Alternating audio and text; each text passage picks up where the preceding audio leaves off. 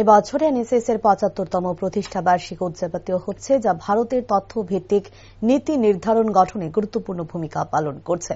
জাতীয় পরিসংখ্যান দপ্তর ১৯৫০ সাল থেকে দেশের সেবায় নিয়োজিত এনএসএস ২০২৪ সালের অক্টোবর মাস থেকে ২০২৫ সালের সেপ্টেম্বর মাস পর্যন্ত সমীক্ষার ৭৫ বছরের যাত্রা উদযাপন করছে।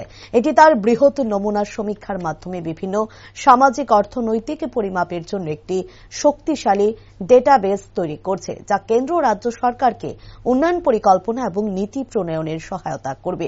বাড়ি বাড়ি গিয়ে এনএসএস কর্মীরা পরিবারের বিভিন্ন তথ্য সংগ্রহ করবে, সেই তথ্যের গোপনীয়তা রক্ষা করা হবে।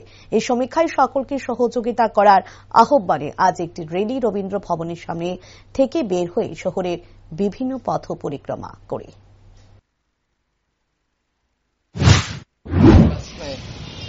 उसके लिए हम लोगों को अवेयर करने के लिए ये रैली कर रहे थे। इसमें हमारा जो डिफरेंट सर्वे कंडक्ट करते हैं, जैसे आवधिक श्रम बल सर्वेक्षण, परिवार उपभोग सर्वेक्षण, असंगठित क्षेत्रों के उद्यमों का वार्षिक सर्वेक्षण, उद्योगों का वार्षिक सर्वेक्षण।